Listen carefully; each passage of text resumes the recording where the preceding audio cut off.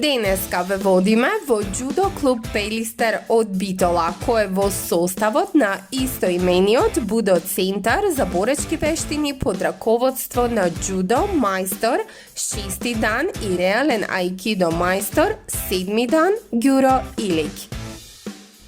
Деновиве во Битола, овде успешно беше организирано полагање за ученички или за така наречени Q појаси во џудо. Во Битола, организатор беше клубот Пелистер од Битола, а полагањето во одлична атмосфера го спроведе клубската комисија, со надзор и присуство на представникот од дан комисијата при Џудо Федерацијата на Македонија, Дејан Мицковски, кој е носител на 4 дан. Полагањето започна со загревање на учесниците кои со нетрпение го чекаа моментот кога ќе треба да застанат на сцена и покажат што научиле со цел да добијат нов појас и да се искачат едно ниво погоре во оваа боречка вештина. После загревањето, веднаш се премина на полагањето, започнувајќи од почетниците во џудо спортот и бело-жолтиот појас па нагоре.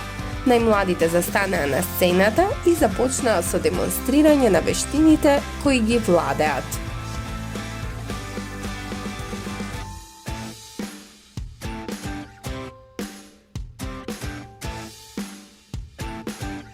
Марко овој пат полагаше за жолтиот појас.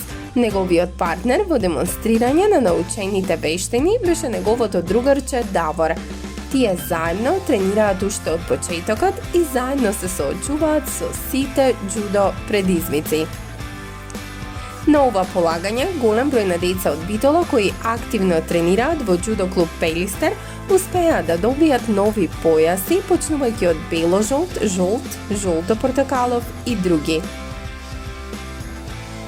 Марко е дел од џудо клуб Пелистер повеќе од 2 години. Активно тренира и се труди да научи што е можно повеќе од искусните тренери кои секојдневно работат со децата. Предноста е во тоа што да се има мајстор од ваков калибар како Ѓуро Илик е вистинска реткост не само за нашата држава, туку и пошироко. Џудото спаѓа во редот на боречки спортови каде надпреварувачите против своите соперници не се служат со техника на удирање, туку на така наречен нежен начин, кај надпреварувачите се оценува техниката на фрлање и зафаќање. Една борба може да трае до 20 минути, а надпреварувачите мора да се борат во внатрешноста на пропишаниот простор и не смеат да истапат надвор од зоната на опасност. Облеката на надпреварувачите е составена од широки пантолони, кимоно и појас во боја. При почетокот на надпреварот, надпреварувачите застануваат лице во лице на оддалеченост од 4 метра и се поклонуваат.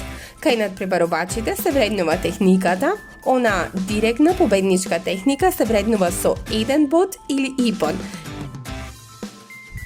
Ипон се доделува за подигање на противникот над висината на рамениците, силно фрлање или успешно гушање или зафат на држање. Џудото е едно од воените искуства на древна Јапонија. Џигоро Кано, создавачот на џудото, се обучувал во школи на џиу-џицу, а подоцна во 1882 година тој го објавува својот уникатен систем кој го нарекува џудо. Категоризацијата во џудото се прави според можностите на надпреварувачите. Тие носат различно боени појаси кои ја означуваат нивната категорија. Црниот појас е вообичаено највисокиот кој може да се стекне, но има и 7 повисоки кои се доделуваат за долгогодишна активност. Светскиот ден на џудото секоја година се слави на 28 октомври по повод роденденот на основачот на џудото Џигоро Кано. Џудо Федерацијата на Македонија секоја година го одбележува овој ден на различни начини. Оваа година темата беше инклузија.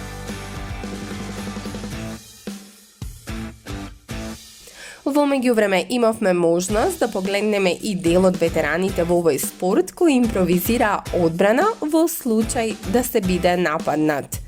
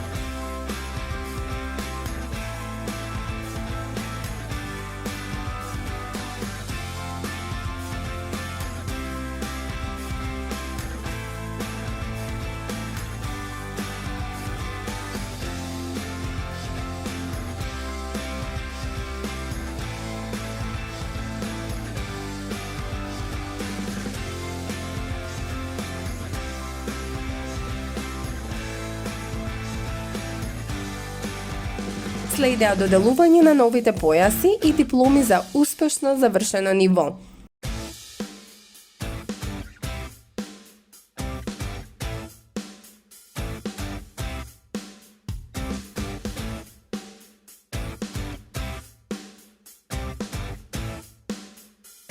И секако, секој од учесниците ја имаше честа да се фотографира со својот мајстор, Ѓуро Илик, и останатите тренери кои секојдневно работат напорно со нив со цел да им помогнат да ги совладаат џудо техниките.